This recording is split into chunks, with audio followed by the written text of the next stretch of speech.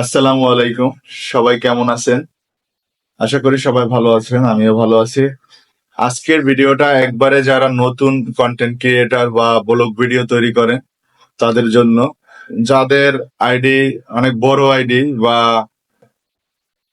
বড় ব্লগার তাদের জন্য এই ভিডিওটা না। তারা যদি থেকে থাকেন তাহলে ভিডিওটা টান দিয়ে সরে চলে যান। আর যারা একবারে নতুন তারা একটু কষ্ট করে মনোযোগ সহকারে ভিডিওটা শোনেন।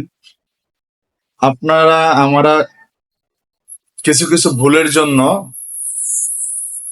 আমাদের ভিডিওর রিচ কমে যায়, ফলোয়ার কমে যায় এবং নানা ধরনের সমস্যা দেখা যায়। তো এই ভুলগুলা কি কি সবকিছু আজকে বিস্তারিত আমি বলবো। তো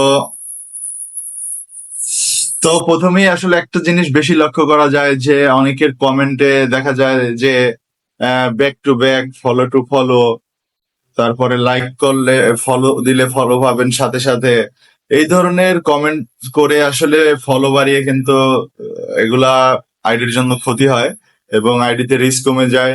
তারপরে নানা ধরনের সমস্যা দেখা যায়।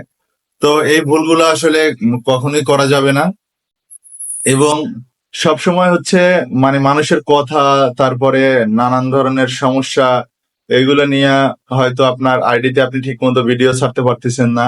আমি বলতেছি আপনি যদি আসলে একজন কন্টেন্ট ক্রিয়েটর বা ব্লগার বা একটা পেজ দাঁড় করাতে চান তাহলে অবশ্যই আপনাকে প্রতিদিন 1 থেকে 2টা ভিডিও আপলোড করতে হবে। রিলস ভিডিও বা বড় ভিডিও, ব্লগ ভিডিও যাই করেন, প্রতিদিন আপনার ভিডিও আপলোড করতে হবে এবং কন্টিনিউ সেটা চালিয়ে যেতে হবে। এবং সেটা যদি আপনি অফ করে দেন তাহলে কিন্তু আস্তে আস্তে আপনার পেজ ডাউন হয়ে যাবে এবং আবার আপনার কন্টিনিউ করতে করতে অনেক সময় পার হয়ে যাবে। তো আপনার যে অবস্থানে আছে আপনি আসলে ভিডিওগুলো দেখবেন। সো এটা বলতে পারি যে ভিডিওগুলো দেখবেন এবং সুন্দর সুন্দর কমেন্ট করবেন যার মাধ্যমে আপনার ফলো এবং লাইক বাড়বে। কিন্তু back to back, follow to follow, like করলে লাইক পাবেন, শেয়ার করলে এইসব বাদ দিয়ে দিতে হবে, এইসব বলা যাবে না। তো আপনি কন্টিনিউ ভিডিও ছাড়তে থাকেন, মাঝে মধ্যে লাইভ করতে থাকেন। আশা করি যে আপনার ভিডিও আপনার ফর ইউতে যাবে এবং আপনার পেজও একসময় অনেক ভালো একটা পর্যায়ে এসে পৌঁছাবে। তো এই হলো আজকের টিপস।